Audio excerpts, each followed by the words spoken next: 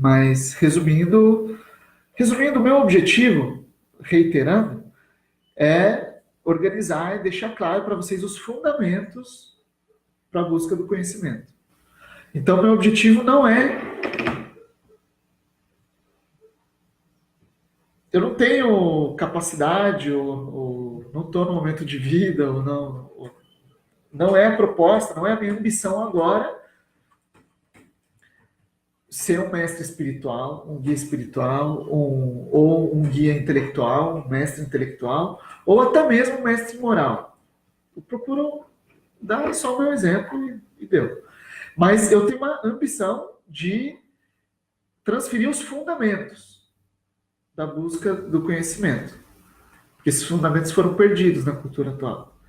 E eu considero como uma missão minha e considero que eu tenho capacidade, que eu estou no momento de vida agora de poder realizar isso, transmitir esses fundamentos. Então, esses fundamentos, dando certo, talvez seja assim mesmo, sabe? Você transfere e deu. Tá ali. E depois a gente vê se a gente quer fazer alguma outra coisa juntos ou não. Então, mais ou menos isso. Então, vamos retomar o ponto onde nós estávamos. A gente falou na aula passada, resumindo, que a verdade existe. Lembra? A verdade como realidade, a verdade é uma representação da realidade, ou seja, a realidade existe. Se tem algo que corresponde à realidade, é verdade. Se tem algo que não corresponde à realidade, é mentira. Que essa realidade, ela existe em si mesma e a gente pode ter diferentes graus de conhecimento dessa realidade. Desde a ignorância completa, uma opinião vulgar, uma reta opinião, um conhecimento próprio, ou um domínio completo dessa realidade. E que essa realidade, ela existe de forma potencial e de forma concreta, em potência e em ato. Ela existe como possibilidade e ela existe como existência concreta. A possibilidade existe, mas ela existe como possibilidade, não como realidade concreta. E a realidade concreta existe concretamente, como existência própria, material, concreta.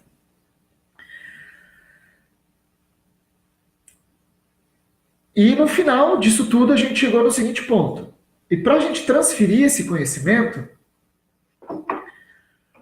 a gente usa a linguagem. Que é onde está o problema. Que é onde está uma grandíssima parte do problema. Para a gente se comunicar, para a gente transferir o que a gente sabe e buscar mais conhecimento, etc., a gente usa a linguagem. E o que é a linguagem? A linguagem é um conjunto de símbolos para se referir à realidade. Para se referir à realidade, que representam a realidade. Só que a linguagem é um conjunto muito complexo de símbolos. E que, na hora que a gente está falando de conhecimento, de filosofia, de ciência, etc., fica geralmente, e ainda mais nos dias atuais, ganha uma complexidade ainda maior. A tal ponto que é muito, muito fácil, muito comum você se perder na complexidade da própria linguagem e não conseguir enxergar a realidade a que deveria estar se referindo aquele símbolo. E isso tudo nos leva à aula de hoje, que é: existe uma ação correta? Existe uma maneira certa de agir? Pelo que a gente viu na aula passada, o que vocês diriam? Eu acredito que sim. Sim, por quê? Seja alinhado com a verdade. Com a realidade. Ou seja, se a realidade existe e é uma só, com relação a cada ponto que a gente for analisar, então tem uma ação correta para a gente agir conforme essa realidade. Mas eu não acho que essas ações sejam rígidas ou absolutas. Por exemplo, não matar. Né? Em algum momento da realidade isso vai ser um preceito. Em algum outro contexto isso vai... Isso, mas em cada contexto tem uma ação Sim, correta a ser feita ou não. Claro que para a gente analisar, a gente tem que analisar profundamente, não superficialmente. Né? Se a gente falar, é errado fazer isso, aí complica. Então, tem um problema fundamental, central nisso, e é um problema real, que é o seguinte, que diz respeito justamente ao que você está falando, que é, toda vez que a gente dá um preceito moral universal, ele é justamente isso, ele é universal. Logo, ele não é específico. Então, um preceito geral, universal, nunca vai falar exatamente o que você tem que fazer em uma ação específica. Como você deve agir numa ação específica. Você sempre vai ter que compreender a natureza daquele preceito geral e adaptar ele àquele momento específico. Isso é o tempo inteiro um problema sério, assim, porque o preceito geral não te explica exatamente o que você deve fazer. É você que tem que encontrar o que deve ser feito em cada momento.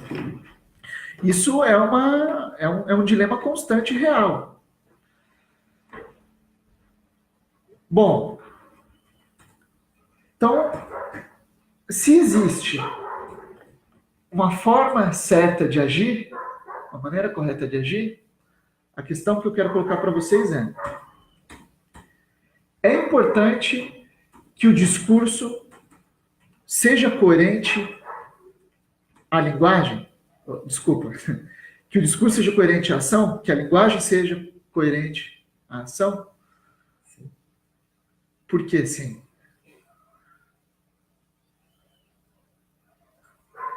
Porque a ação é a realidade. A ação é a realidade. E daí? Porque senão você está mentindo. E daí, qual é o problema de mentir? Agora é teu.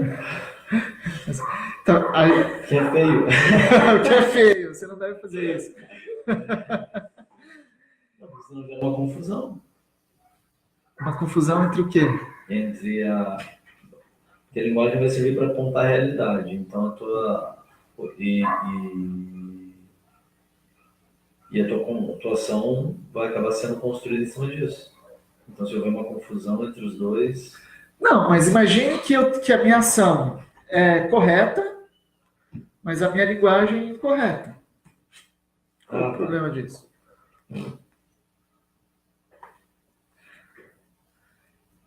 Mentir vai afetar outras pessoas, a Vanusa está falando aqui. E mentir. Né? mas a linguagem também é uma forma de ação. Não, mas a linguagem em si mesma não é. A linguagem em si mesma ela não está no campo da existência concreta. Ela é uma possibilidade de ação, ela não é a ação. Se você quer transmitir a ação, se você falar de uma outra maneira, você não vai estar transmitindo ela da maneira que você quer. Então é um problema só no sentido de não conseguir transmitir o que eu quero realmente para outra pessoa. Mas não tem um problema em si mesmo. Eu acho que a ação é uma forma de linguagem. É uma forma de você estar fazendo uma ação, você está expressando uma mensagem. Ok? Então tem que estar alinhado com a linguagem. Não, o raciocínio não se fecha aí. Ó, tudo bem, a ação é uma forma de linguagem. Mas você usou uma alegoria, é uma forma de linguagem. Tá, mas falando da linguagem propriamente.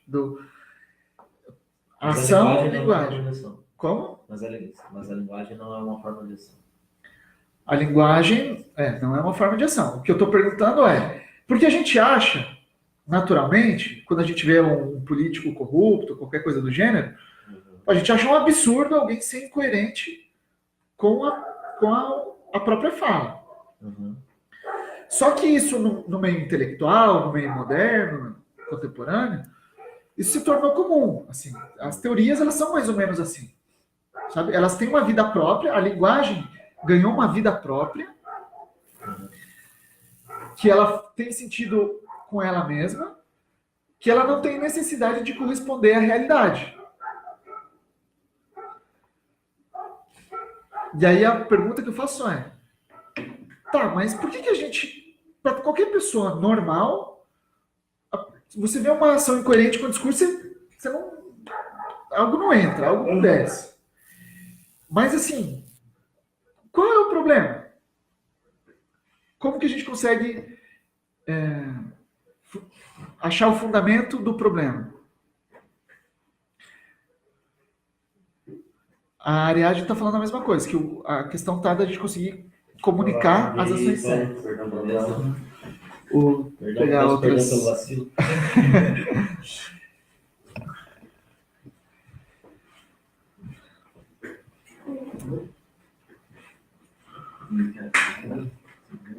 A Ariadne está falando, os dois se complementam. Sozinhos ficam insuficientes. Insuficientes no quê? Com relação ao quê? A questão é, filosoficamente, se eu estou querendo buscar o conhecimento, qual é o problema do meu discurso não estar coerente com a ação?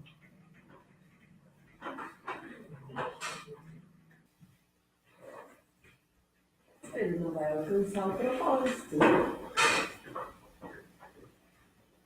Vai alcançar que propósito? De ser aquilo que ele é. Vanusa falou, você seria hipócrita. Sim, você seria hipócrita, mas a pergunta que eu estou fazendo é, qual o problema de ser hipócrita? Que você não vai alcançar aquele objetivo. Por exemplo, você está tendo um discurso, se você está se pondo num papel de fazer um discurso, você está querendo comunicar alguma coisa a alguém. Não, esquece, tudo bem, isso todos vocês já chegaram na mesma conclusão.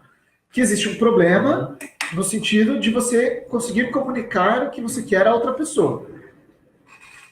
Ok, beleza, aceito isso. Mas eu estou fazendo outra pergunta, que é, não tem um problema em si mesmo? O cara chega atrasado, estabanado, vai fazendo barulho. Todo mundo fica assim, eu cheguei.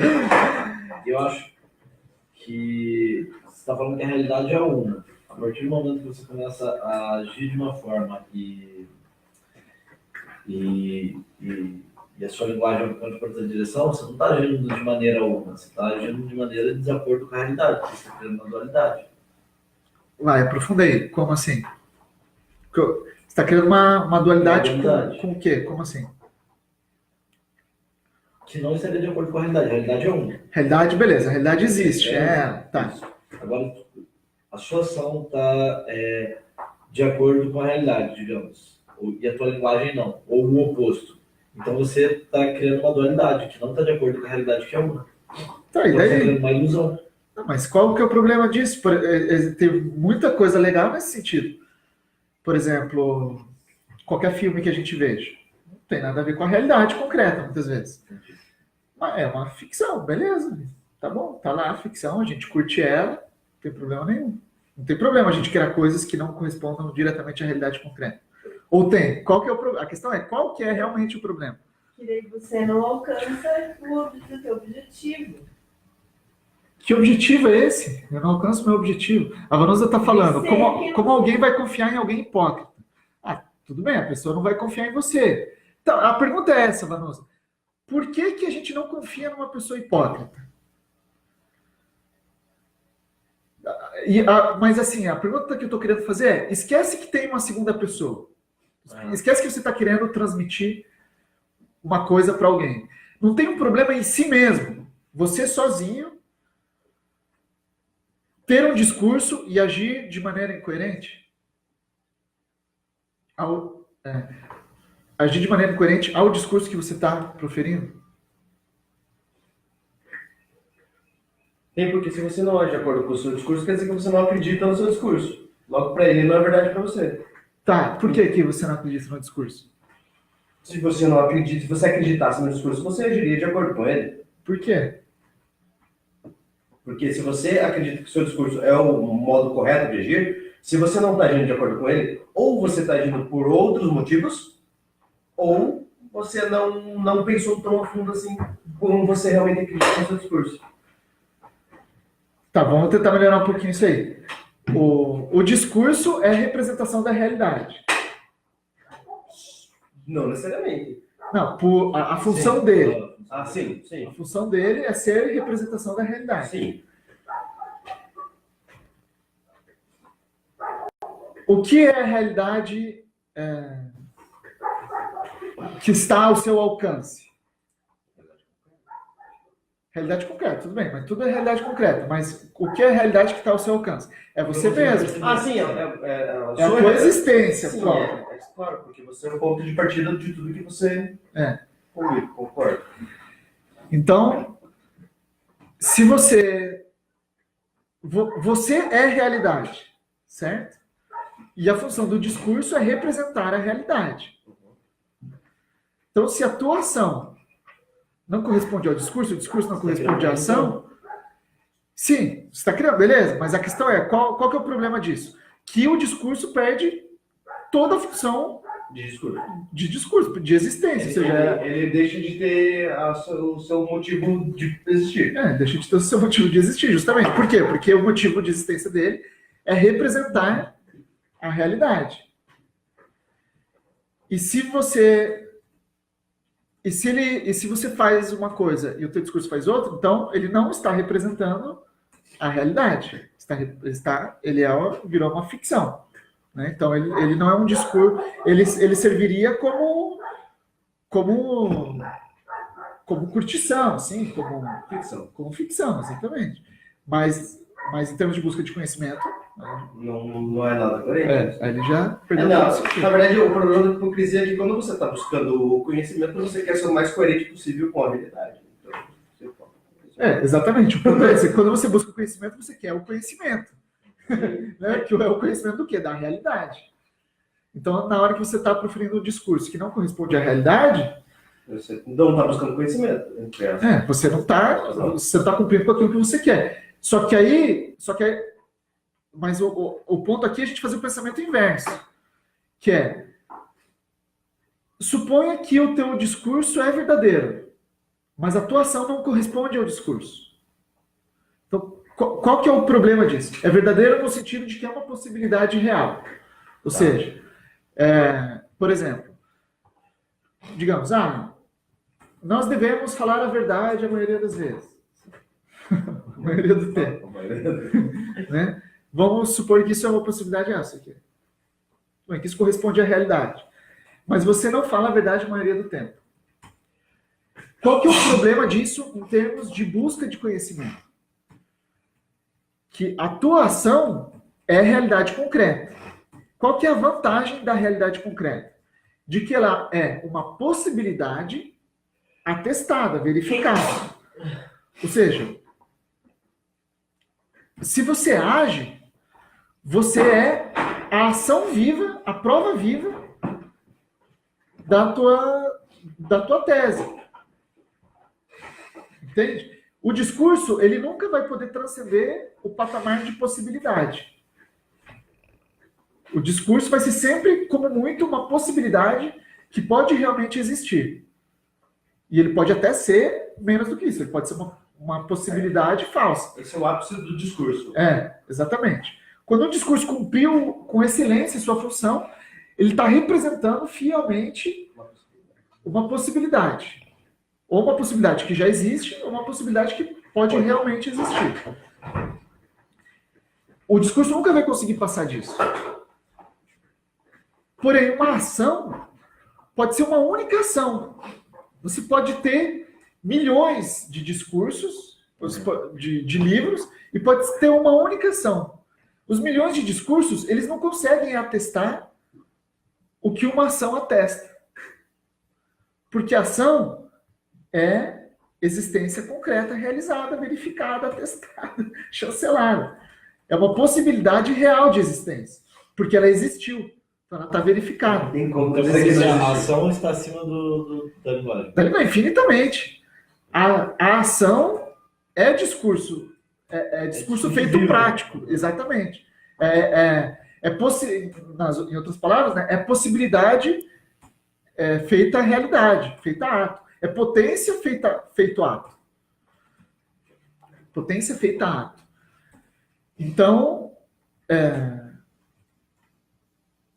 se você tem uma ação que não corresponde ao teu discurso, você não está atestando a possibilidade de existência do teu discurso. Então você está proferindo um discurso que, no fundo, você não sabe se é real. E, no fundo, você acaba chegando no que você estava falando. Se você realmente acreditasse no que você está falando como realidade, você seria a primeira realidade a comprovar isso. Aquele discurso seria natural. Porque você é o ponto de conexão entre a realidade e o discurso que você profere. Você é a existência que conecta os dois. E como você também estava falando, a nossa ação é um discurso vivo.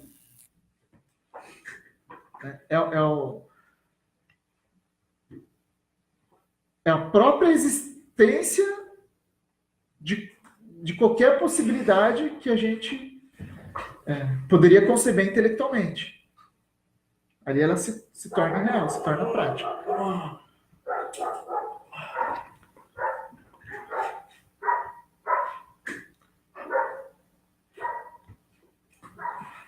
Beleza, Vanusa, é tudo isso aí. Falou um monte de coisa.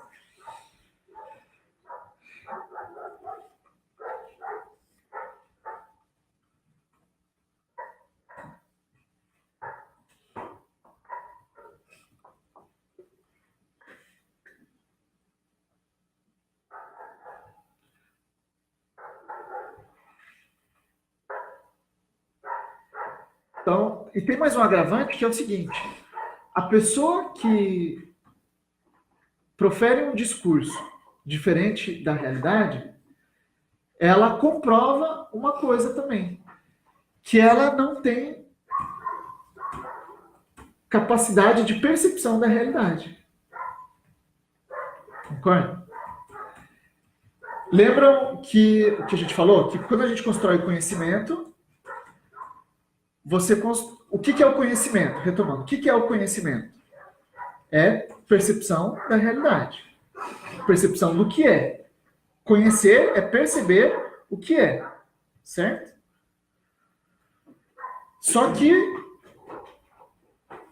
você, através do que você pode perceber da realidade concreta, o que você consegue perceber da realidade concreta é limitado. Mas a partir do que você consegue perceber, você pode, por meio da lógica, chegar em outras conclusões que não dá para perceber diretamente da realidade concreta. Certo?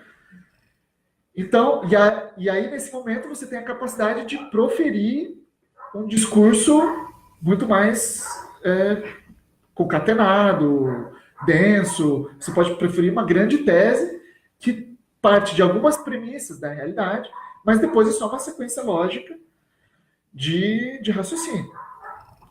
Só que o ponto fundamental você só tem como ter substancialidade no que você está falando se as suas premissas se fundamentam na realidade concreta.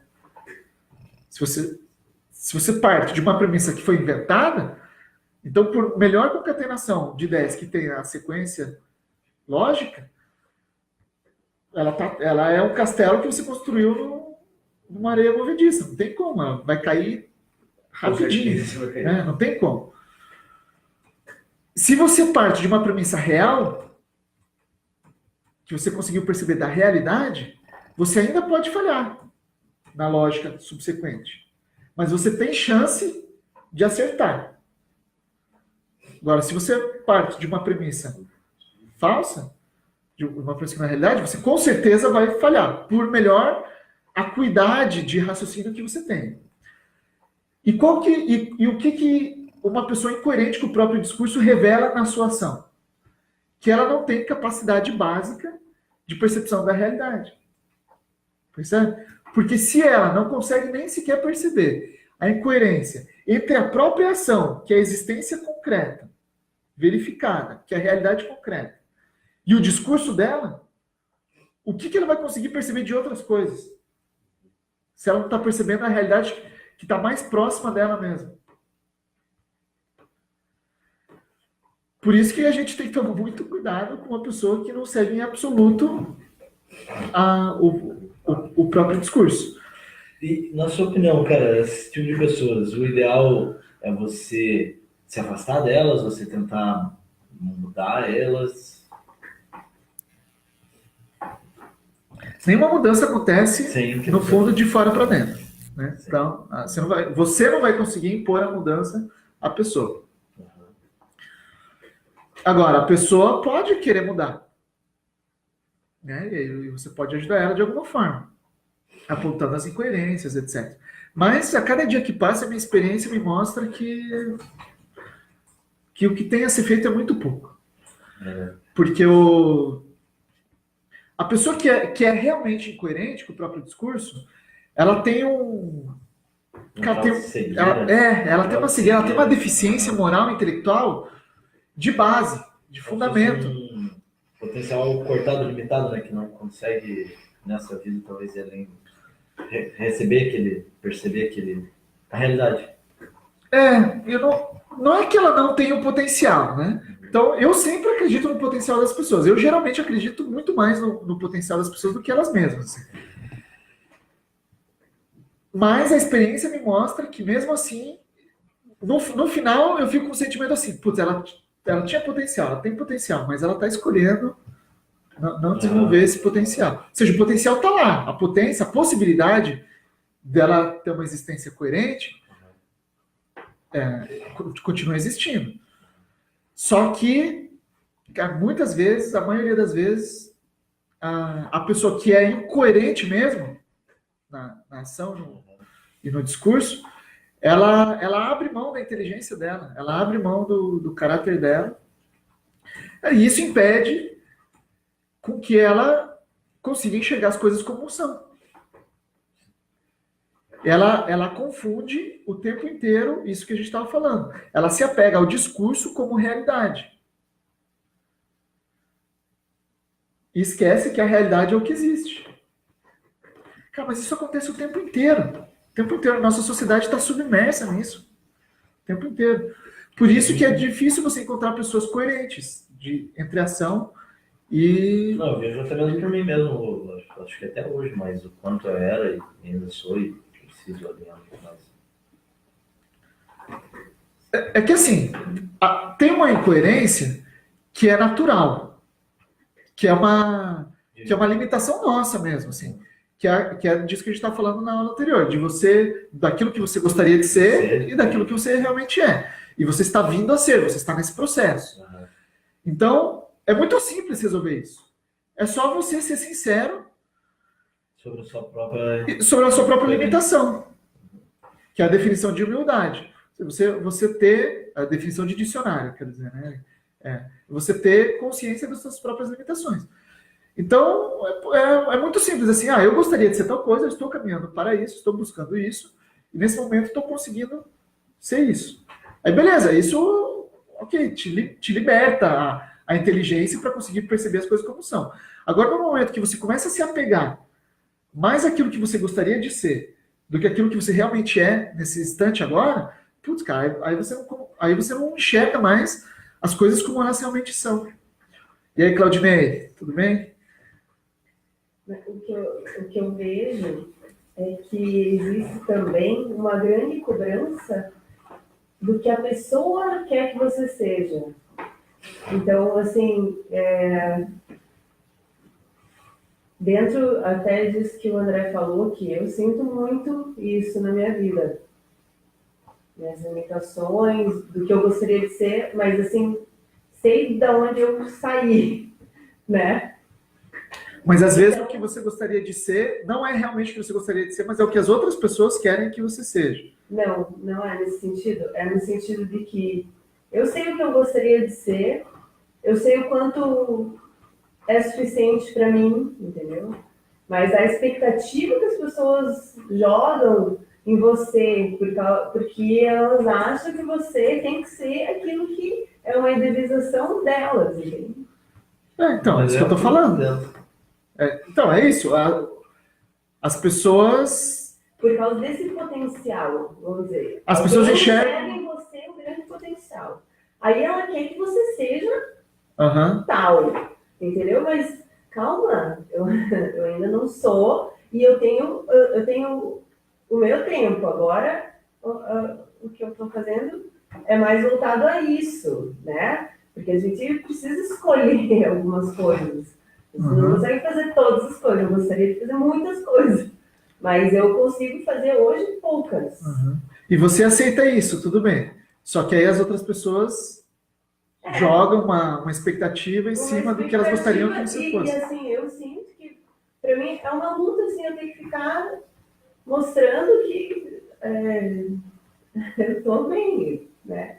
Cada coisa no seu tempo. Eu entendo que eu poderia muito mais e eu mesma gostaria de fazer muito mais, assim como outras pessoas têm grandes potenciais. Mas, assim, eu estou dando os meus passos e eu consigo enxergar os meus passos. Então eu vejo assim isso também. É isso aí. Eu fiz e faço muito pouco hoje, mas ainda faço. Mas eu fazia totalmente isso. Eu sempre considero que eu enxergo o potencial das pessoas, eu sempre acredito muito nas pessoas. Assim. As pessoas não fazem ideia do quanto eu acredito nelas. Mas eu acredito sim. Cara, eu entregaria minha vida pelo que eu acredito daquela pessoa. E a pessoa tá... Aí depois vai passando tempo, e aí eu vou percebendo que a pessoa tá a anos luz de distância de acreditar em si mesma. Sim, do porque que eu... você acredita na ideia. Exatamente. Eu acredito na possibilidade de existência. Né? É isso mesmo. Mas a pessoa não acredita nem nisso. Entendeu? A pessoa ela não enxerga nem a ideia dela mesma. Nem a possibilidade de existência, nem tudo aquilo que ela poderia ser. E que ela mesma gostaria de ser. Nossa, mas eu levei anos e pancada atrás de pancada até aprender isso. E é realmente uma falha que a gente comete, assim, de ficar projetando nos outros, que no fundo é uma projeção nossa. Às vezes é em parte aquilo que a gente gostaria de ser. Né? Ou por exemplo, se eu projeto quem eu gostaria que o André fosse comigo. Né? Então, no fundo, eu estou projetando quem eu gostaria de ser em relação ao André, ou seja, que tipo de relação que eu gostaria de ter com ele. Ou seja, eu gostaria que ele fosse um cara sábio, perfeito, impecável, inteligente, sei lá, colocar todas as virtudes do universo. Porque, no fundo, eu gostaria de ser amigo de um cara assim. Entendeu? Então, muitas vezes, também é uma autoprojeção. A gente projeta no outro... Ou seja, eu projeto nos meus alunos aquilo que eu gostaria que eles fossem. Mas, no fundo, eu estou projetando que eu gostaria de ser um professor que tem alunos de tal jeito, de tal jeito, de tal jeito. Então, muitas vezes é uma projeção nossa. Isso também seria uma falha de percepção da realidade? É uma falha de percepção. Total. Total, né? Porque justamente você você percebe a possibilidade, não a realidade. Isso. Você considera a possibilidade como realidade. Você confunde as duas. Eu falo isso com muita propriedade porque eu fiz até não aguentar mais. É uma isso. falha mais sutil do que a gente estava falando antes, mas ainda é uma falha tão falha. Ela talvez seja uma falha um pouco mais nobre, mas ainda é uma falha. Mas aí, em termos de inteligência, de busca de conhecimento, é uma falha. Você está se confundindo. Sim. Você está se confundindo. A realidade não é essa. Né? Então, resumindo, fica claro que a busca do conhecimento necessariamente passa por integrar discurso e prática. Não tem como não ser assim. Só pode ser assim. Se o discurso é representação da realidade concreta e você está buscando saber qual é a realidade concreta, qual é a realidade potencial, mas a melhor forma de você saber qual é a realidade potencial, inclusive, é analisando a realidade concreta, porque a concreta também é potencial, e a única função do discurso é representar isso, então não tem alternativa. O único caminho para você dominar o conhecimento da realidade é você agir conforme a realidade, porque você é a realidade. Você só tem como dominar a realidade sendo real, sendo aquilo que você considera que deve ser, como a realidade é. Se você age contrariamente ao teu discurso, você está atestando que você não acredita no teu discurso. Ou seja, que o teu discurso não corresponde à realidade. Porque você é a primeira realidade de todas. Certo? Diga.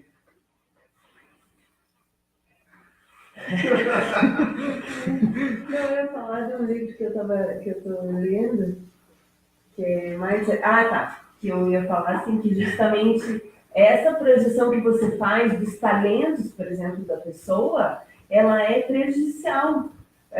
No campo que eles têm estudado da psicologia moderna, em que você diz para a pessoa, como você é bom e tal, e isso causa até uma desmotivação da pessoa se esforçar. Eu acho que pode causar. E acho que depende de cada pessoa. Sim, mas o que a ciência tem estudado e comprovado é que, assim, em grandes estudos. Você nunca vai me convencer com esse argumento, tá? Eu já Tem aviso estudos- vocês. Tem estudos Tudo de bem, tudo. e nem você com o seu, o que você acha. O que você acha. Lembra quando eu falei que a Bia se acha foda e tal? É por isso, ela sempre defende. Mas eu acho foda, eu digo no bom sentido, assim, tipo, é isso aí. Eu admiro isso, assim. Né? Você tem que ir até o final, tem que lutar mesmo pelo que você está argumentando, pelo que você acredita. Mas o que eu quero dizer é o seguinte. Não, eu vou te convencer sim, porque eu tô me baseando em realidade e argumento da minha própria experiência e apelando à experiência de vocês, entendeu? Que é o contrário do que você faz quando você dá esse argumento. A ciência comprovou. Primeiro, eu não confio em nada na ciência, a ciência tem os seus próprios interesses, tem os seus próprios financiamentos, os métodos de pesquisa divergem, eles divergem entre eles. Então, dizer que uma coisa foi comprovada cientificamente, hoje em dia praticamente não diz nada. Né? Agora, a gente não pode fugir de buscar a realidade das coisas.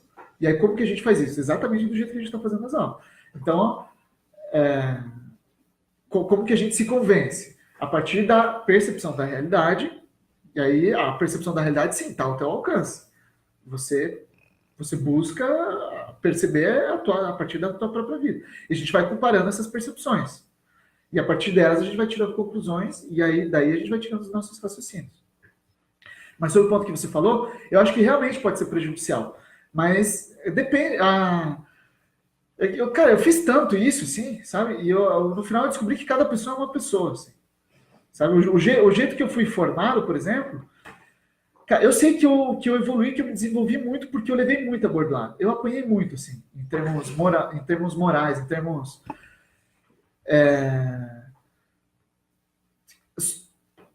Cara, assim, de ser colocada realmente à prova, assim, a minha vaidade, o meu orgulho, a minha vergonha, o meu medo, e de ser, assim, por outras pessoas, ser...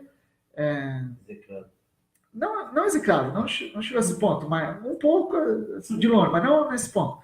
Mas assim, de ser desafiado frontalmente nessas coisas. Mas então, Com isso que força. você está falando é o contrário do que eu falo. Então, o que eu estou falando eu funcionei assim. Mas hoje eu tenho certeza que talvez a grande maioria das pessoas não funcionem assim. Que nesse grau, para outras pessoas, seria prejudicial. Então, depende. Tem que ser a proporção certa para cada pessoa. Por isso que a educação é artesanal por natureza. Ela é uma coisinha de cada pessoa. Tá, mas eu concordo totalmente com o que você fala com relação à ciência. Eu tenho esse mesmo ponto de vista. Ela, hoje ela é adaptável conforme a conveniência. Uhum. Agora, o que eu estou falando é que quando você faz o que eles propõem no livro é assim, e por que eu consegui entender? Porque a mulher, em 100 páginas, ela deu 1000 exemplos de pessoas que tinham talento e que, assim, sempre foram cobradas pelo seu talento e assim, ovacionadas pelo seu talento, e que, no final das contas, elas tinham justamente um mindset de fixo, de que elas tinham talento, entendeu? Enquanto que isso que você está falando é um mindset de crescimento, ou seja, não, eu posso aprender, Aham. né? Apesar das dificuldades que aparecem para todos, a pessoa continua querendo e buscando alternativas e se esforçando. Então, eu vejo que isso é um processo de amadurecimento, assim. Tem um momento certo para você fazer isso, e a forma certa. Então, por exemplo, é legal você falar para uma criança que ela tem talento para alguma coisa, que ela é boa em alguma coisa, que ela faz uma coisa muito bem. Agora, se você falar para um adolescente isso, para um adulto isso, ficar o tempo inteiro falando que ele é maravilhoso, que ele faz as coisas muito bem, que ele tem talento para tudo e tal, ele não vai se confrontar com a realidade e não vai evoluir. Só que ao mesmo tempo ele precisa confiar um pouco nele, precisa confiar na potência dele, quem ele pode ser. Então, uma questão de proporção. Cara, isso é muito sutil. Assim, isso muda de criança para criança. Né? E eu falo isso também porque hoje eu reconheço o quanto a minha mãe fez isso comigo. Assim. Então, o jeito que minha mãe me criou, ela gerou... Certamente, e ela disse também que isso eu já trouxe. Assim, eu sempre tive muita confiança em mim mesmo. Cara, mas muito foi no tanto que ela falou pra mim. Sabe? Sempre fazendo isso. Assim, ó, me dando a entender que tava tudo certo, que eu era bom, que eu era o cara é a criança, né? Cara, quando você é criança, tudo bem. Só que aí eu lembro bem, assim, que aí quando eu comecei a minha fase adulta, assim, no comecinho da adolescência pra fase adulta, cara, meu Deus, quanto eu sofri, cara, porque eu estava totalmente desconexo da realidade. Eu não conseguia fazer nada certo. Eu achava que eu era o cara, mas tudo que eu fazia de forma irresponsável, desorganizada, esquecia, perdia, não cumpria, mas tudo. Então eu vivia num mundo que não era o real, né? Mas cada coisa no seu devido tempo. Então, assim, tem vários níveis de profundidade. Quando a gente fala código de ética, geralmente você está se remetendo a um código escrito, a Constituição Federal, a um código interno de uma empresa, dá a noção disso, né? Você está falando de um código de ética específico. Mas se a gente está falando filosoficamente, a ética não é necessariamente um código pronto, assim. A ética seria você encontrar a ação correta em cada momento. Então, sempre que você falar de um código geral, o código geral, por ser um código geral, nunca fala da ação específica. Então não tem como você saber exatamente o que fazer em cada ação específica. Quem tem que saber, isso é você, a partir do entendimento que você tem da ética em si mesmo, dos fundamentos do que deve ser feito naquela ação. Mas o código em si não vai poder te responder isso. E isso vai ser um problema eterno. Você sempre vai chegar numa lei universal que nunca diz o que fazer exatamente no particular. E isso vai ser sempre assim, um problema real. Mas a pergunta é, por que então é importante termos códigos de ética? Tem algum valor a gente ter o código de ética? Onde que está o valor? O valor fundamental, ao meu ver, no código de ética, está na expressão dele como desejo do bem. O que é o desejo do bem? É amor. Amor, para mim, uma definição mega concreta, é desejar o bem. Pode repetir a sua última frase? Amor é desejar o bem? Não. Calma lá que eu vou continuar falando sobre isso. O raciocínio vai ser refeito. Então é o seguinte. Por que importa, no fundo, seguir um código ético? Ou, em outras palavras, por que importa ter ética? A ética, a meu ver, não importa em si mesma. No sentido, digamos, é errado mentir. Aí você não mente a tua vida inteira e você é uma pessoa ética. O que eu percebo hoje é que isso não tem valor em si mesmo. Isso só tem valor como expressão do amor, como expressão do desejo do bem. Se você faz isso porque você deseja o bem, aí isso tem valor. Se você faz isso porque você não quer, sei lá, ser pego, porque você tem medo de alguma coisa, já não tem tanto valor. O valor está diretamente ligado com a sua intenção. Está diretamente ligado com a sua intenção. Porque a ética não é fim, é meio. Então o que importa é o fim. Logo, o que realmente importa no fundo da ação correta? No fundo. A ação correta é aquela que brota e realiza o bem. Se a gente tivesse que resumir em uma lei universal, só poderia ser essa. Aí todos os outros códigos que brota e realiza o bem. Ou seja, a ação ética é a ação que é realmente boa.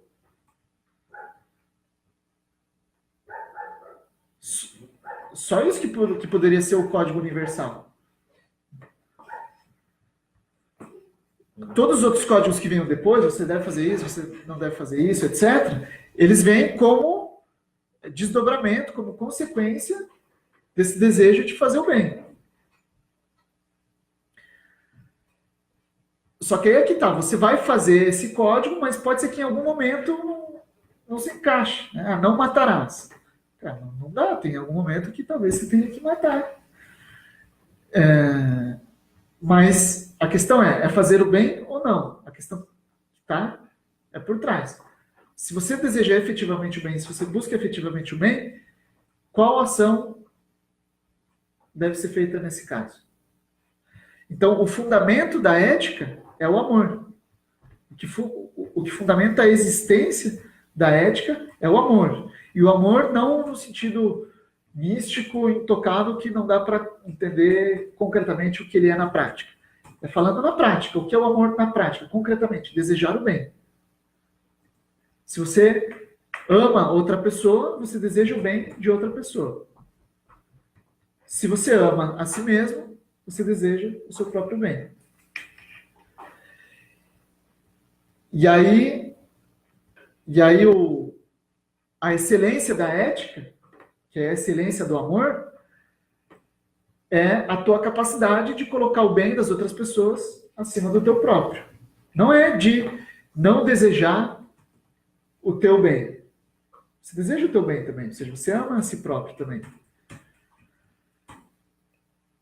Mas a capacidade que você tem de transcender esse amor próprio por um amor às outras pessoas, por um amor universal.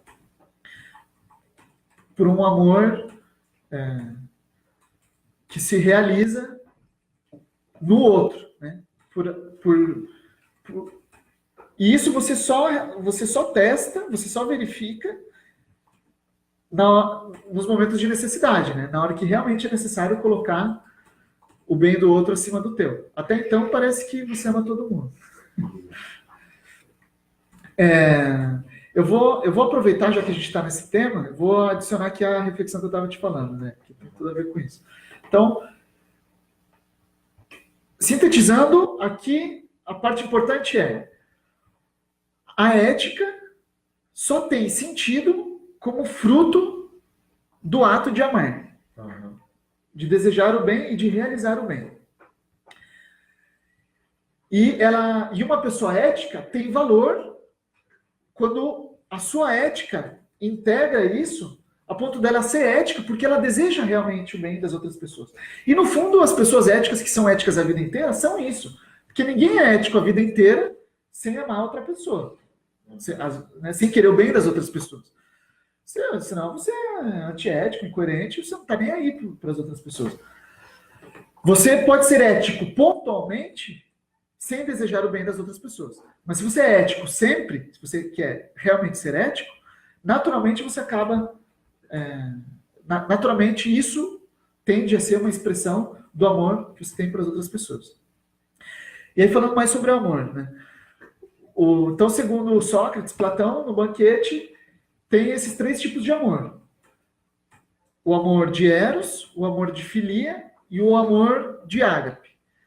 Então, o amor Eros, o amor erótico, é um amor que é baseado em algo que te falta.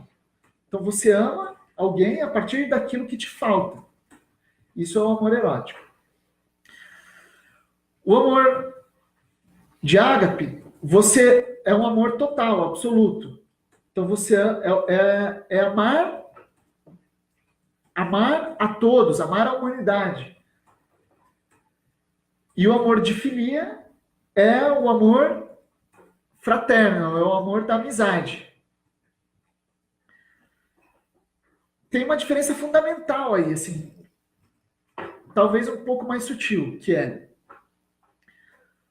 quando você ama tudo e a todos, concretamente, você não ama ninguém. Ou seja, você ama uma ideia, você ama a ideia de humanidade, você ama a ideia dos seres, do universo. Você ama o conjunto de possibilidades. Vamos ficar no campo da humanidade. Então você ama o conjunto de possibilidades do que os seres humanos podem ser. Mas você não ama concretamente os humanos. Porque concretamente isso pode ser de 1 para 1 para 1 para 1. Assim, para eu amar essa pessoa, para eu te amar, para eu te amar, para eu te amar, para eu te amar, tem que ser você. Eu não tenho como amar vocês sem me relacionar concretamente, diretamente com vocês de alguma forma. Para eu fazer isso sem ter essa relação direta, concreta, eu vou me relacionar com a ideia de vocês, com a possibilidade de vocês, que tem um imenso valor. E que, ao você amar essa ideia, na hora que você vai encontrando as pessoas concretamente, você realiza essa ideia. Então, se você tem um grande amor pela ideia da humanidade, na hora, e é real isso, na hora que você vai se relacionando individualmente com os humanos, você torna esse amor potencial um amor concreto. E você vai vindo a ser nesse sentido. Só que o amor erótico, por outro lado, é um amor que já parte de uma premissa de algo que te falta. Ou seja, não é um amor ao bem do outro propriamente. Mais ou menos. É um amor ao bem próprio. É querer se completar. Só que só o amor fraterno é um amor que é real, que é concreto, que é agora, mas é um amor desinteressado. É desinteressado? É desinteressado. Porque eu vi algumas definições que dizia que esperava algo em troca. O filhos. Não, eu considero que não. Que é a amizade. Se é amizade, se é amor fraterno, real, se é filia, é desinteressado por natureza. Por quê? Porque é um amor entre iguais. É o único amor que é entre iguais. É um amor que você não tem nada a ganhar diretamente. Claro que você acaba ganhando indiretamente, assim. Você ganha companhia, você ganha curtição, você ganha conselho, você ganha ajuda em algum momento. Mas o ato de amar propriamente da amizade, ele prescinde de tudo isso. Você pode ser amigo, deixando tudo isso de lado, amando propriamente a pessoa simplesmente por ser ela e você ser você. Diferente do amor erótico. E aí eu estava refletindo o problema do ágape é que ele é um amor a uma ideia, não é um amor a algo concreto, a uma pessoa concreta. Só que a amizade é esse amor desinteressado concreto. Essa que é a grande maravilha da amizade. Um acima do outro? Não, esses são só jeitos de entender. Eu não entro no mérito nem de dizer que o erótico é inferior. Você vai considerar um superior e um inferior a partir do critério que você adotar. Então, isso depende do critério. Se eu coloco, por exemplo, do critério de existência da nossa espécie, o amor erótico é infinitamente superior. Se não fosse ele, nenhum de nós estaria aqui conversando. Então, tudo começa por ele. Mas, sei lá, ponto de realização da tua... sei lá, enfim. Você adota o critério que você quiser e você faz a tua avaliação. Mas o esse exercício de percepção da realidade é justamente de você conseguir ir definindo, dando forma ao que cada coisa é. E aí eu estava fazendo essa comparação de tipos de amor desinteressados, concretos. E eu identifiquei mais dois, que vem junto com a fraternidade, digamos. Que tem o amor da caridade e o amor da devoção. Então, que são... E qual que é a diferença entre caridade, devoção e amizade? A caridade é o amor de quem tem mais para quem tem menos. E a devoção é o amor de quem tem menos para quem tem mais. Só que, olha só que coisa magnífica, né? Então a caridade é um amor belíssimo, porque você tendo mais, você oferece a quem tem menos. Então é um amor generoso. Né? Só que, ainda assim, no fundinho, é um amor que ao dar, recebe. Porque quando você faz um ato de caridade, é você que realiza a tua generosidade, o teu amor, você de certa forma, é você que ganha. O amor da caridade é um amor dicotômico, digamos assim. Você, mesmo que seja uma caridade, porque você pode fazer isso pro forma, né? Você pode fazer isso só por reconhecimento. Então, você faz um ato de caridade só para que os outros vejam como você é bonzinho. Tá, aí não é caridade nenhuma. Aí esquece, isso nem entra no papo. Mas suponha... Pô, desconectou de novo. Eu tô vendo aqui. Você tá vendo? Ah, ele... Não, tá funcionando. Não, mas tá. Não, aqui tava outra página. O amor, então... A caridade, mas mesmo que seja real, que você realmente queira ajudar uma pessoa porque você quer o bem dela, uma pessoa que tem menos do que você dá algo, mesmo assim que isso seja real, na hora que você dá, você está recebendo. Então é um amor que te dá uma coisa em troca, que te dá um bem em troca, concretamente. O amor da devoção é um amor humilde. É um amor que reconhece a sua própria pequenez e, por admiração ao... Tua mãe está assistindo aqui. Oi. Dirce, né? Oi, mãe. Não, é minha. Oi, Dirce. O amor devoto é um amor que, reconhecendo a própria pequenez, ama quem tem mais. Então, é um amor que é mais humilde e franco, porque ele abertamente já mostra que ele quer ganhar uma coisa. Ou seja, você é devoto de alguém, de algo, ao qual você quer ser, ao qual você quer se aproximar, a algo que você admira profundamente. Então, é um amor que eles têm um pinguinho de bem próprio, entende? De interesse próprio, de tanto a caridade quanto a devoção. A caridade de forma generosa, mas oculta. A devoção de maneira humilde e franca. Eu tô realmente querendo isso aqui. Ainda que seja um amor a algo que você é devoto. Só a amizade, que é um amor puro. Puro em si mesmo. Que é um amor que, pela sua própria natureza, não espera dar nem receber.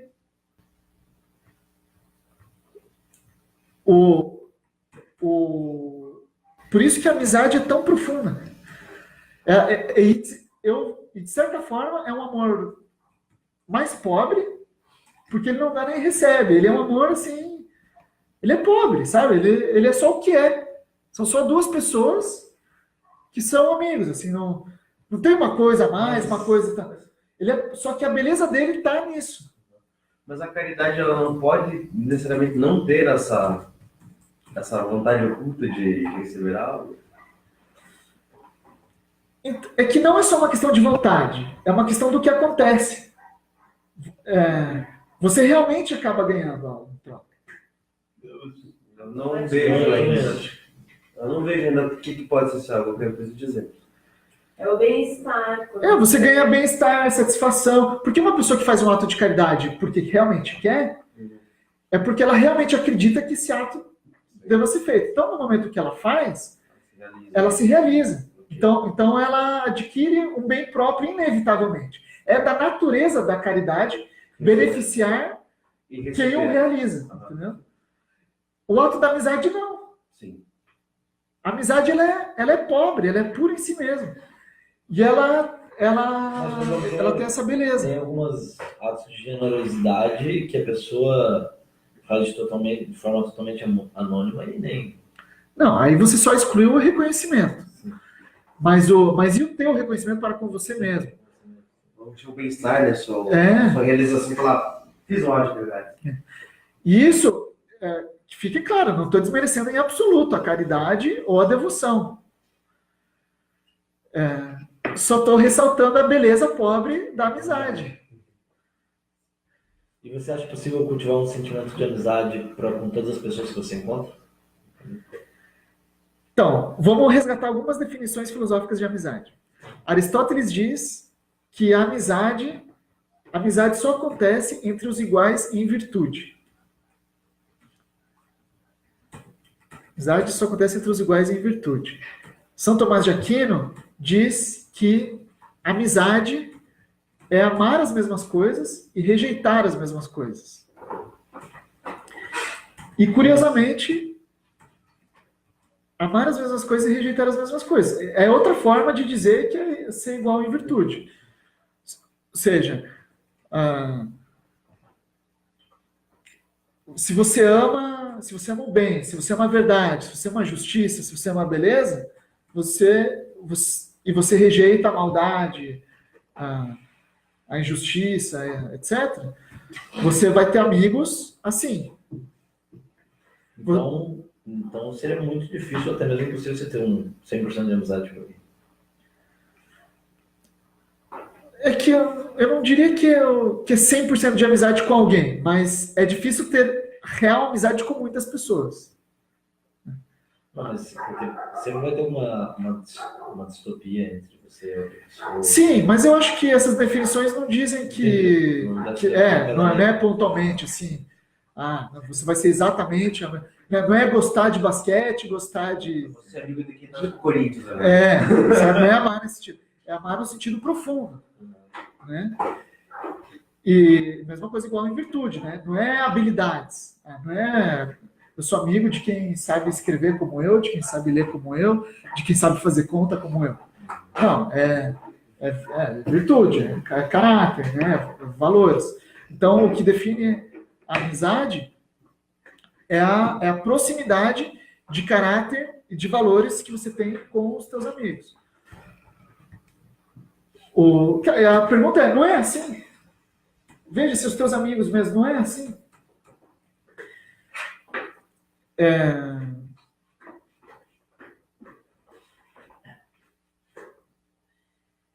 Então, e olha só que interessante, eu escrevi essa reflexão ontem, né, a relação da devoção e da caridade, e eu entrei na internet, a primeira frase que eu li foi outra frase de Cícero, que dizer assim, a amizade é a mais pura forma de amor. Não era exatamente a frase, mas era praticamente isso, assim. Exatamente a conclusão da minha reflexão inteira. Assim, que no fundo, o que eu estou querendo dizer? Que a forma pura de amor, concreta, é a amizade. Por quê? Porque ela é puro amor, ela é totalmente desinteressada. Ela só se baseia... A visão que eu faço é assim, são duas pessoas que estão caminhando, aliás, é uma pessoa que está caminhando pela trilha, sozinha, e ela não sabe direito onde ela vai chegar, ela não sabe exatamente de onde ela veio, ela está perdida, assim. Mas ela é alguém. Ela é alguém que tem virtudes, que tem valores, que tem uma natureza própria. E ela encontra, e que escolheu caminhar esse caminho. E aí daqui a pouco ela encontra com outra pessoa. Que também é alguém. Não sabe exatamente quem é, não sabe exatamente de onde veio, não sabe exatamente para onde está indo. Ou seja, é uma relação de muito poucas certezas. Por isso que ela é pura. Ela não sabe exatamente onde ela quer chegar, o que deve ser feito, o que é a realidade, sabe o que é o bem, sabe, o amor da devoção, o amor da caridade, o amor erótico, o amor incondicional, eles são mais assim, sabe? Eles são tipo, é isso. O amor da amizade não, é a relação pura com o indivíduo que está ali na tua frente. Sem almejar necessariamente uma possibilidade vindoura. Eu vou amar ele agora porque qualquer coisa. Porque isso vai me beneficiar de alguma maneira, porque é correto amar essa pessoa e não essa. Você não é amigo de uma pessoa porque é correto ser amigo daquela pessoa. Você é amigo daquela pessoa simplesmente, puramente porque você ama a pessoa e acabou. E ponto. Por isso é um amor puro. Então é como se essas duas pessoas se encontrassem e caminhassem. Cara, e elas estão perdidas, elas estão meio perdidas, meio encontradas, vão caminhando e vão compartilhando uma parte desse caminho. Pensando assim, porque muitos dos meus amigos têm virtudes diferentes, assim, eu vejo. E aí? Então, esse conceito de amizade é um conceito filosófico, sabe? É um entendimento de amizade mais profundo, assim. Seria diferenciar o A maiúsculo do A minúsculo, sabe? Amizade é amizade. Sim. Amizade e coleguismo, amizade e companheirismo. Então a gente tem vários amigos, né? Eu sou uma pessoa que desde cedo sempre tive muitos amigos. Mas, cara, amizade, com todas as letras maiúsculas, é outros 500, assim. É outros 500. E sabe por que eu faço também com, assim, eu falo com propriedade dessa minha reflexão? Porque eu desde cedo me identifiquei com amor ágape, assim, eu sempre considerei, eu amo todos, eu amo todo mundo, tá? Cara, mas é muito diferente você amar todo mundo e você amar aquela pessoa especificamente. A força desse amor individual, concreto, para a pessoa, assim, é muito poderosa. É muito poderosa você amar uma pessoa concretamente. E esse amor ser completamente desinteressado. É outro universo, é outra coisa. E essa é uma experiência mais nova para mim.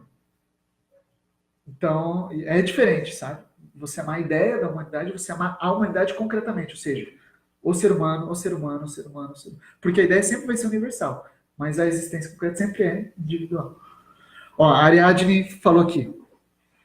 Amor como devoção era a definição que eu havia encontrado se dedicar a alguém, por pura vontade de fazer o bem a outro, sem medir esforços e, sinceramente, além da constância.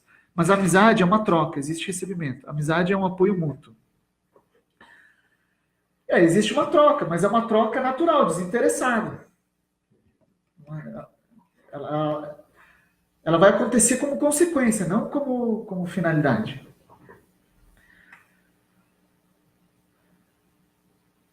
E a devoção... Então, se você se devota a alguém no sentido de ajudar essa pessoa a qualquer custo, na verdade você não é devoto àquela pessoa. Você é devoto à ideia de ajudar pessoas. E aí você ajuda aquela pessoa a qualquer custo. Se você é devoto a uma pessoa, realmente, você é devoto a... Você só pode ser devoto a alguém que você admira. Alguém que te é superior de alguma maneira.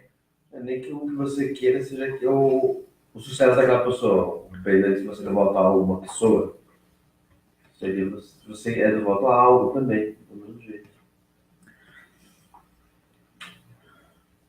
Eu acho que aí a gente está usando o termo devoto de duas formas diferentes. Que tem a questão de ser devoto, assim, de fazer qualquer coisa por uma pessoa. Aí, mas isso não é a devoção que eu estou falando. A devoção que eu estou falando é da devoção às coisas magníficas. Sim, né? eu concordo. É diferente.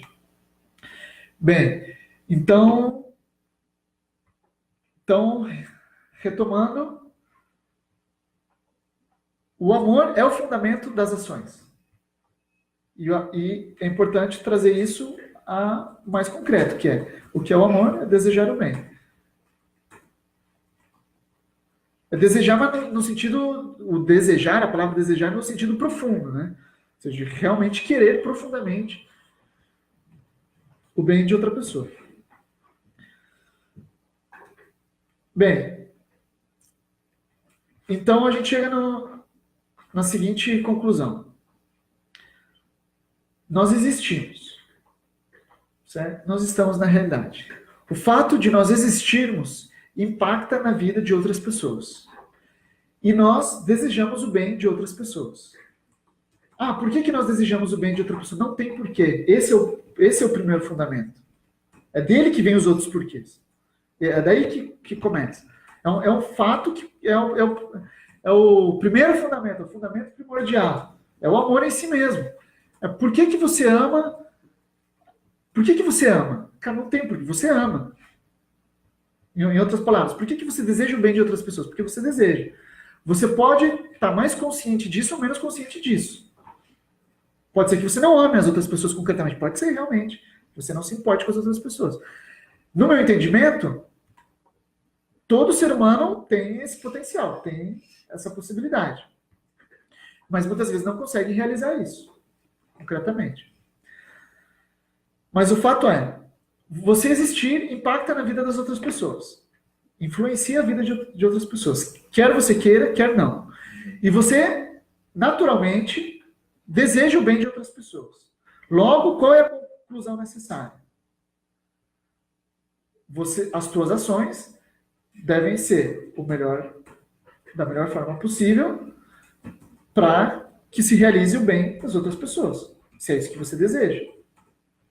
Se você realmente deseja o bem das outras pessoas, você vai agir da forma mais adequada possível para que esse bem se realize, tanto das outras pessoas quanto do teu próprio. Se a gente não tivesse esse fundamento primeiro, qualquer ação perderia o sentido. A ação fundamental, a premissa fundamental é você desejar o bem próprio e das outras pessoas. Então, na medida que você deseja esse bem, e você se apercebe da importância que você tem no mundo, você assume um senso de responsabilidade, que é inevitável. Ganhar conhecimento, perceber a realidade e amar as pessoas, necessariamente é igual a adquirir responsabilidade. Não tem como. Ou uma coisa ou outra. Ou você abre mão do amor às outras pessoas, e aí, ok, você não precisa ter responsabilidade. Ou se você ama realmente as outras pessoas, necessariamente você vai ter responsabilidade. A partir do momento que você se dá conta de que é inevitável você impactar a vida das outras pessoas. De que você não tem escolha. Você não tem escolha. Por que você não tem escolha? Porque você não agir é uma ação, é uma escolha. Então, digamos, vamos trazer para o nosso caso ali do Parolim, nossa realidade concreta, aqui em Curitiba. Então, a gente está fazendo um projeto para fazer um mapa da dignidade humana lá e ajudar aquela comunidade. O que eles têm a ver com a gente? Nada. Que responsabilidade a gente tem sobre eles? Nenhuma. Só que a partir do momento que eu tomo conhecimento daquela realidade e não faço nada, eu estou fazendo uma escolha. E essa escolha está diretamente influenciando a realidade deles lá. Então eu não tenho escolha. Eu não tenho escolha.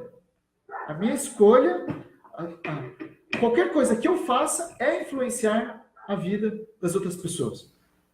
A única opção que eu tenho de não interferir é não ter consciência disso, é não saber disso. E ainda assim eu estou interferindo.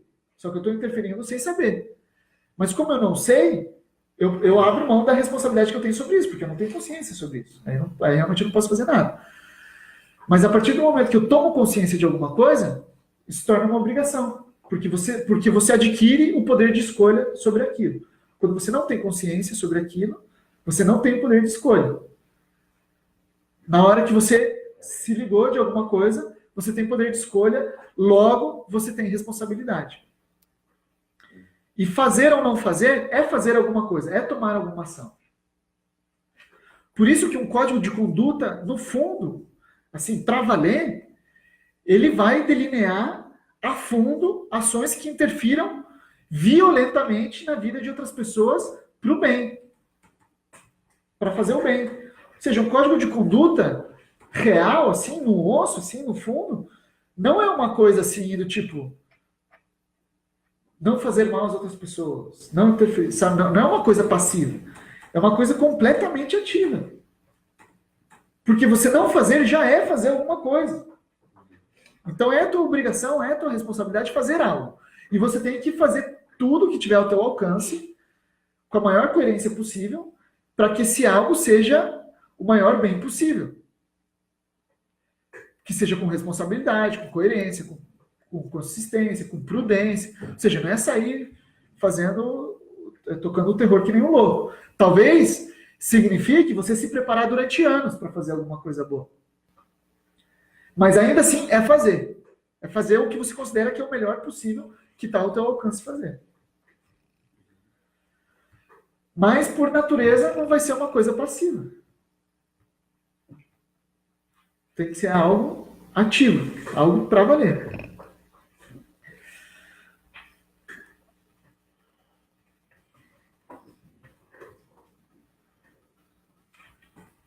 Então, o que é ética? Ética vem da palavra grega ethos, que significa costume superior, ou elevados costumes.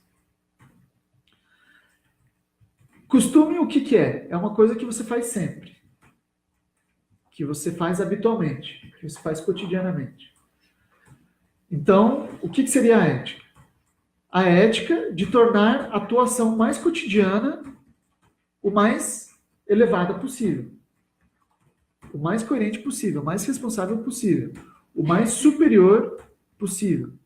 Acho que tem um pleonasmo aí, mas tudo bem.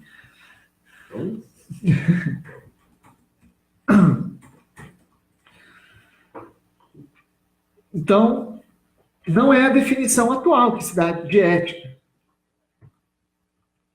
A definição atual no sentido de como o termo se usa, assim, né? Essa pessoa teve ética, essa pessoa não teve ética. Ética não é uma coisa que você tem ou não tem. Ética é um estilo de vida. É um modo de você, é um modo de existência.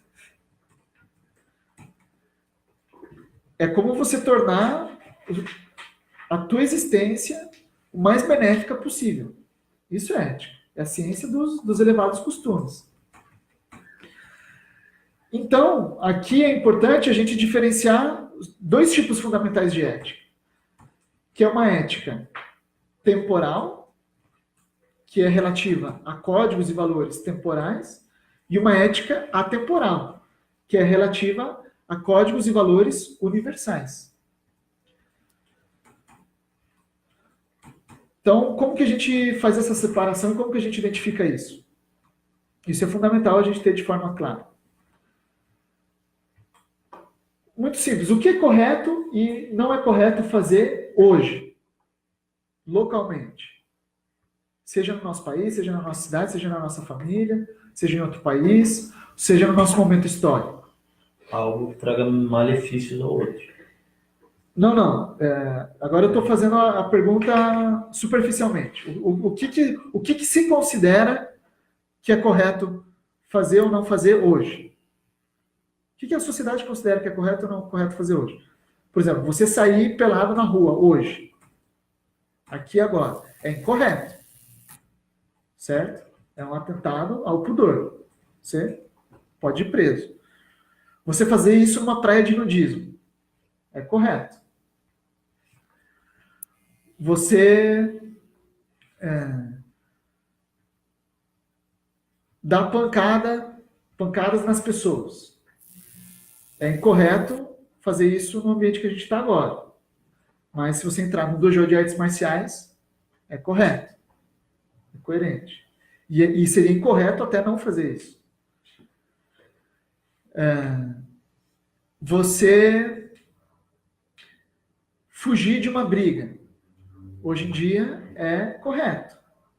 Considere que se acontecer uma briga, o melhor que você tem a fazer é fugir dela. Se fosse na Grécia Antiga, essa seria a pior coisa que você poderia cometer. O pior defeito que alguém poderia ter é a covardia. Se você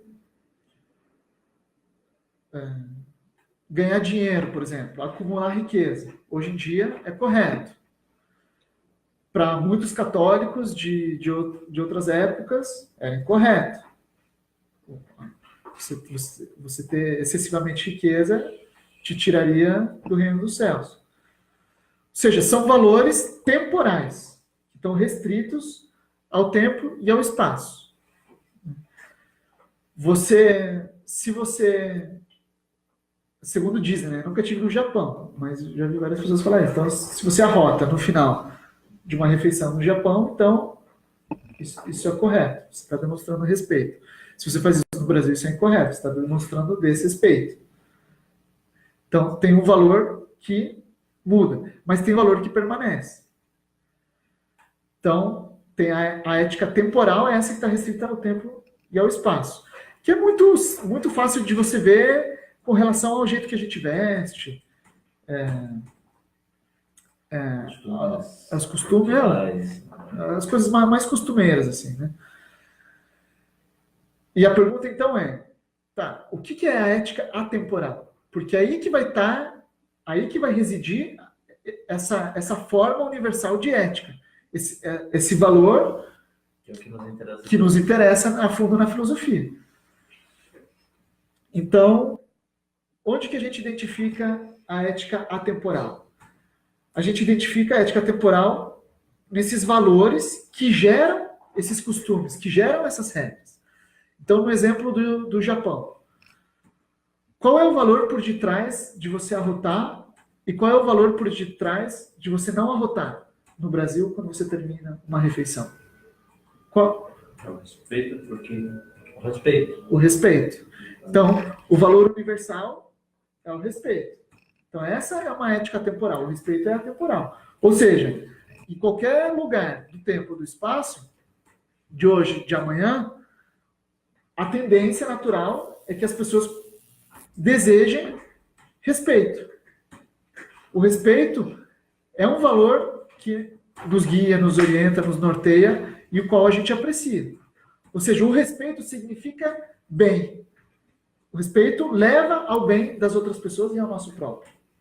A gente deseja ser respeitado e quando a gente respeita, a gente faz o bem às outras pessoas. Então, toda ética temporal vai carregar por trás uma ética atemporal. Sim. Toda ética temporal nasce de uma ética atemporal, de um valor atemporal. Vamos pegar outro exemplo. Qual é o valor que está por detrás de você seguir as leis de trânsito hoje? Sendo que as leis de trânsito são diferentes aqui, são diferentes na Inglaterra, que você dirige do lado contrário da rua. Não está. Não sei isso. Mas evitar causar prejuízo ao outro. Não matar, evitar causar prejuízo. Ou seja, é ser responsável. Né? É a responsabilidade perante as outras pessoas. Então, esse valor permanece. Em qualquer época, em qualquer lugar, você nunca vai querer que as pessoas te agridam, te firam, e as pessoas não vão querer ser feridas. Isso a gente pode imaginar que em qualquer época é assim.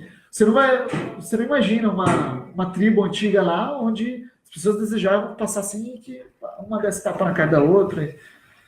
Gente, Vou ter que. O André está se arrumando para viajar. Mas pausa alto para dar um abraço. Já continuamos.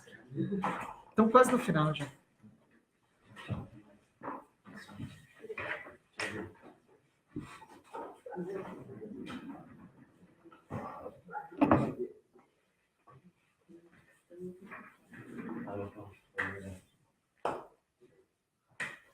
Eu vou tentar acompanhar, ouvir pelo notebook enquanto eu estiver no carro.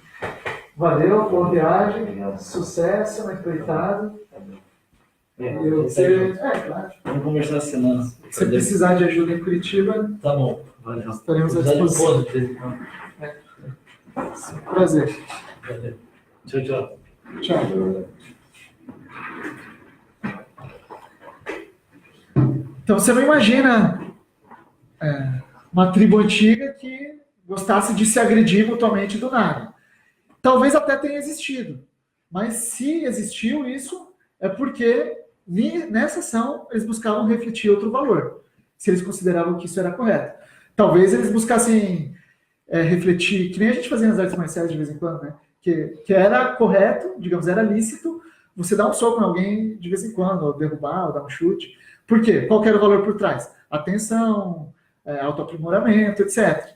Né? Eu nunca gostei disso, mas é comum entre os praticantes de artes marciais.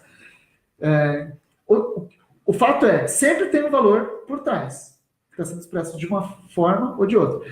Então, os valores que a gente deve buscar na ética temporal são esses. A gente identifica a temporalidade dele e busca se aproximar a ele. Só que tem 4 valores centrais que são trazidos por Platão e que parecem sintetizar e resumir todos os outros valores como decorrência deles. Que são o bem, a beleza, a verdade e a justiça. Então a gente pode imaginar que atemporalmente todos os seres humanos tendem a buscar, ou a grande, imensa maioria dos seres humanos tende, com maior sucesso ou menor grau de sucesso, mas tende a buscar a beleza, o bem, a verdade e a justiça.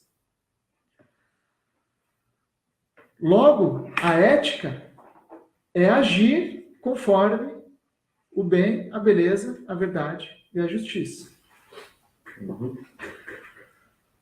Só que, se a gente considera que, na busca do conhecimento, o que a gente deve fazer é integrar a nossa prática, o nosso pensamento e a nossa palavra, o nosso discurso, como a gente estava falando no início, então a ética completa se realiza na hora que a gente consegue integrar tudo isso em direção a esses valores.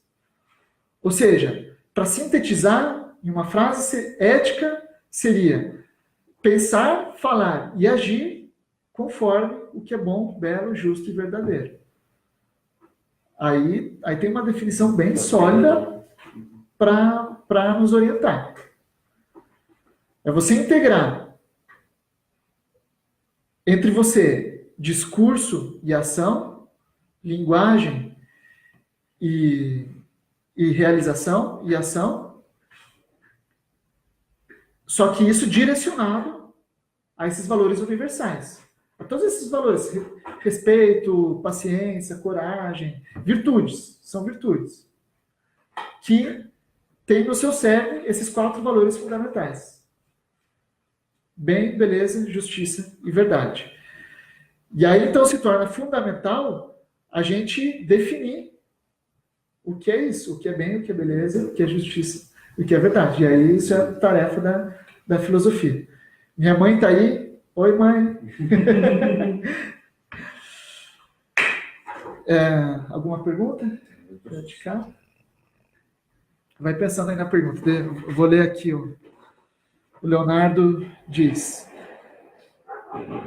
bom dia. Você relacionou a ética a conceitos como amor, o que me lembrou muito a ideia de Habermas, que resumidamente diz que a ética se origina nos princípios religiosos, como é o exemplo do próprio amor e do respeito, que são fundamentos de diversas das religiões existentes no mundo. Você concorda? Saudades das aulas do Instituto. Bom, tá matando a saudade aqui, só uma aula do Instituto. Abraço. O Leonardo já participou das nossas aulas também na Escola de Humanidades. É exatamente isso, é o fundamento da religião. Acho que é o contrário, a religião que se baseia no exatamente, é aí que eu ia chegar. O fundamento é o mesmo. A religião nos dá fundamentos morais, certo? Ou seja, a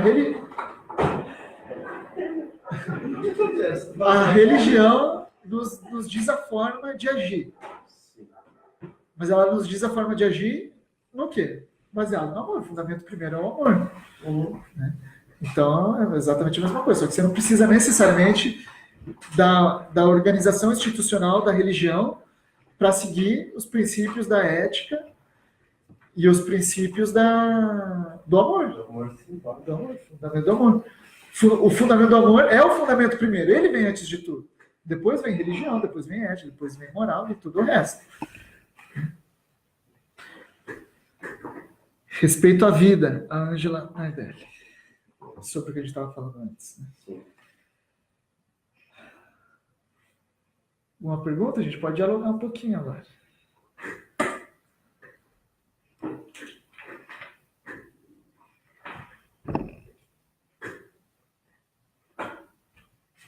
Quem está assistindo aí, dá um oi. Digam o que entenderam.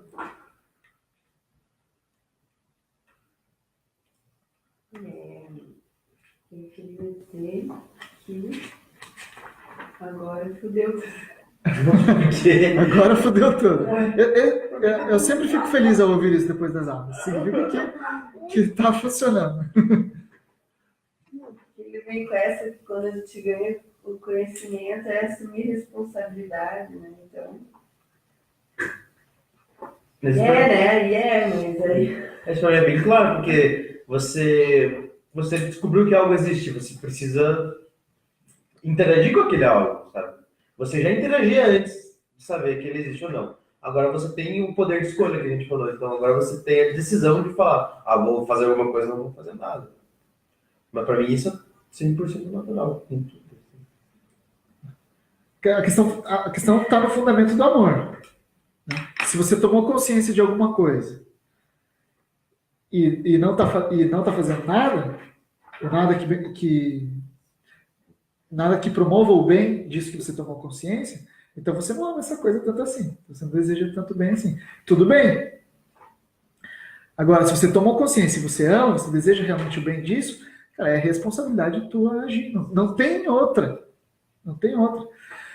Por isso que quem segue a fundo códigos de ética, códigos de conduta rigorosos, ou dedica sua vida a coisas muito específicas, se doa muito, está expressando com muita concretude o amor. Porque está expressando um grande sentimento de responsabilidade. Um grande sentimento. A pessoa pode não ter esse raciocínio claro, como eu fiz aqui filosoficamente, intelectualmente. Mas ela é assim, ela vive isso. Ela assume aquela realidade como sua responsabilidade, porque ela tem realmente o poder de interferir naquilo. E se ela tem o poder de interferir, ela não tem como fugir da escolha que ela tem sobre isso. Logo, isso dá a ela uma responsabilidade. E ela tomar consciência disso é atuar com responsabilidade. Mas assim, eu vejo também que há uma justa medida nisso. Porque senão você acaba cavando vários buracos, né? Várias coisas que você conhece e quer fazer e abraçar o mundo e no final você não consegue fazer nada direito. Isso é agir de maneira irresponsável. Sim. Porque você não está promovendo o bem. Entendeu? Então a responsabilidade ela implica necessariamente numa justa medida. Não é sair que nem desesperado, querendo ajudar todo mundo. Por quê? Porque você não consegue. Eu tenho percebido assim, que eu tenho sido ineficaz em coisas que eu achava que eram importantes no passado, achava que tinha mais importância. E hoje, e com o passar do tempo, eu consegui perceber outras coisas mais importantes. E agora eu estou tendo dificuldade em realizar essa que eu acho mais importante e também aquela que eu achava que era muitíssimo importante, mas que hoje já vejo que Perante tem a o seu outra, lugar, assim, porque já que eu não consigo, eu já não sou mais aquela pessoa, eu não consigo mais fazer, e provavelmente já nem conseguia antes, mas hoje eu vejo que eu nem quero fazer direito aquilo. E aí, eu só que eu não consigo fazer nada então, direito. esse que é o desafio da ética, entendeu? O desafio da ética é justamente esse, é você adquirir a capacidade de fazer as coisas direito. Não. Por isso que uma pessoa ética, cara, tem muito valor, mas tem um valor, assim, abissal, porque é uma pessoa que adquiriu a capacidade de realizar o próprio amor. Mas aí eu não sei, na minha concepção, precisa limitar um pouco esse campo de ação. O limite da ética é a ação. A ética, por definição, é a ciência da ação, de como deve ser a ação. Certo, então, mas... Qualquer ação está dentro da ética. Então, e como a ação é uma coisa que tem um tempo e espaço, você não consegue... Você tem um limite de tempo e espaço. Sim. Justamente é o que você vai fazer nesse limite. É isso que importa. Você é um ser limitado.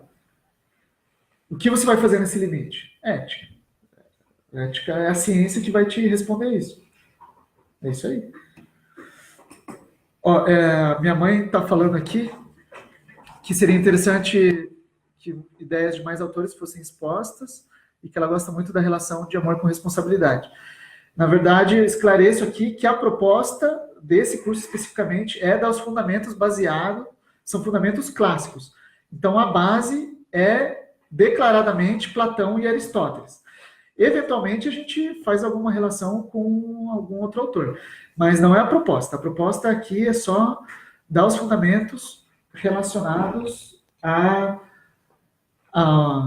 aos autores que são a base intelectual do que veio depois, que é Platão e Aristóteles. E eu devo falar aqui que essa reflexão sobre a responsabilidade, quem me forneceu dessa forma mais organizada foi a minha mãe. Ela que tinha essa lucidez sobre a importância da responsabilidade e o fundamento da responsabilidade. Da onde surge a responsabilidade? Surge da consciência de que a gente se relaciona com as outras pessoas, né? De que a gente influencia a vida de outras pessoas. Isso necessariamente implica em agir, em escolher. Isso é a origem da minha mãe. Direta, né? Não indireta, como todo o resto. O André está nos acompanhando aqui também. E a Ariadne perguntou: como desenvolver o amor? Pergunta. Né? Cara, essa é uma boa pergunta. Não sei se eu tenho como responder. Que são duas coisas ao mesmo tempo, né? O amor, por ser o primeiro fundamento, não é necessariamente uma coisa que você desenvolve, é uma coisa que você já tem, uma coisa que já vem contigo. Só que, ao mesmo tempo, sendo uma coisa que já vem e você já tem contigo, eu acho que você tem como desenvolver sim, acho que você tem como treinar. E aí, a dica que eu daria é você trazer isso para o mais concreto possível. Você se basear em autores, em mestres, o que quer que seja, que te inspirem, mas para realizar, você trazer isso da forma mais concreta possível. Senão não adianta, você não está realizando. E aí, aí a pergunta é, o que é o amor da forma mais concreta possível? Cara, eu só cheguei nessa conclusão há pouquíssimo tempo atrás, assim. O que é o amor concretamente? É desejar o bem. Então, assim, cara, você tem que se treinar em desejar o bem das pessoas. Eu acho que o maior exercício é o casamento. O casamento é um dos maiores exercícios, sem dúvida. Porque às vezes você quer matar. Mas por quê? Justamente por isso, porque é a coisa mais concreta e mais cotidiana que tem na tua vida. Então, é muito fácil você amar a ideia da humanidade, mas é muito difícil você amar a pessoa que está aqui na tua frente. Ou, em outras palavras, você desejar o bem da pessoa que está aqui na tua frente. E você agir de acordo ao desejo desse bem. É muito difícil. A coisa mais concreta que eu tenho com relação a isso é o amor de pai que eu tenho. Imagino que o de mãe. Assim, é muito concreto, é muito cotidiano, é muito verdadeiro, é palpável, assim, você realmente, do fundo de cada célula tua, você deseja o bem daquela pessoa.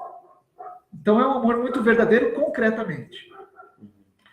Só que você pode se treinar em desejar o bem de todas as pessoas. Né? Só que é muito mais difícil. Desejo do bem pelo bem, né? Isso que é difícil. Eu acho. Do bem, mas do bem daquela pessoa concretamente. E pelo bem, sem ter nenhum desejo envolvido. Sem esperar nada em troca. Exato. Exatamente. Mas é um treino, então eu acho que é tomar consciência disso e treinar, se desenvolver nisso. Eu acho que é possível. Pergunta da minha mãe. Alguém que demonstra valores diferentes é alguém que não tem ética, é antiético ou tem simplesmente uma ética diferente? Boa pergunta. É boa pergunta, mas para responder ela 100%, é necessário voltar na aula anterior e na anterior. Aliás, na anterior só. Por isso que a gente está fazendo essa aula antes, porque a gente definiu esses fundamentos para poder chegar aqui, né? Mas, resumidamente, essa pergunta, ela tem uma outra anterior a ela, né? Que é, a ação correta existe ou ela é relativa? A verdade existe ou é relativa? Essa é a primeira questão central da busca pelo conhecimento. E que tem um divisor de águas, assim, entre pensadores modernos e contemporâneos e os pensadores clássicos, na maior parte, até chegar nos modernos. Que a partir do momento que a gente adota a perspectiva de que a verdade é relativa e de que a realidade, portanto, é relativa, aí sim, aí cada um pode ter uma ética diferente. Mas se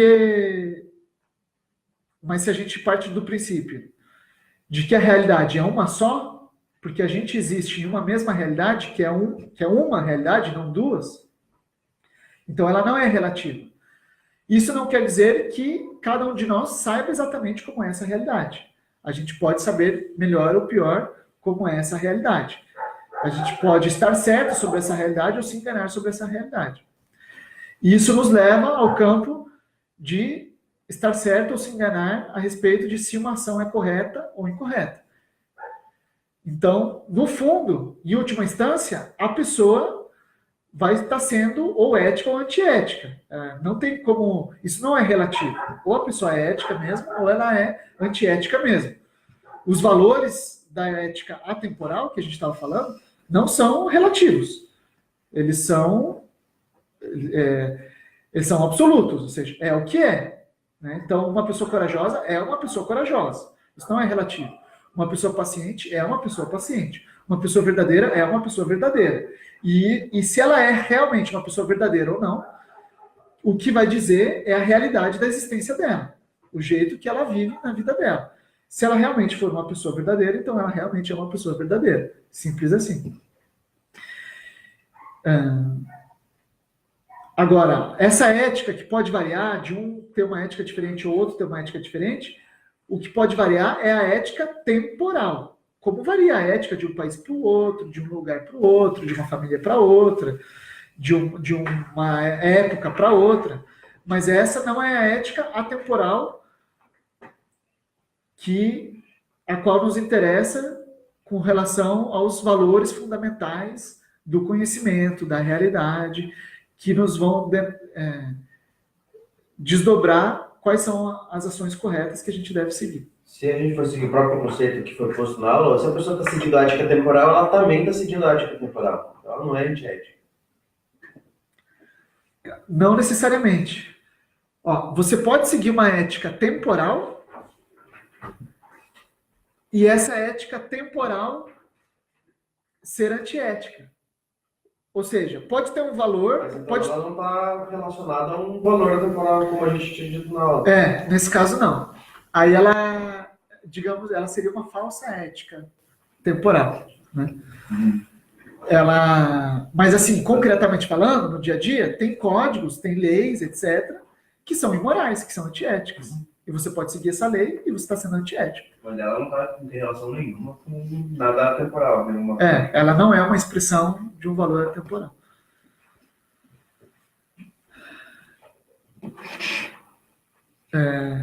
O André mandou uma pergunta aqui.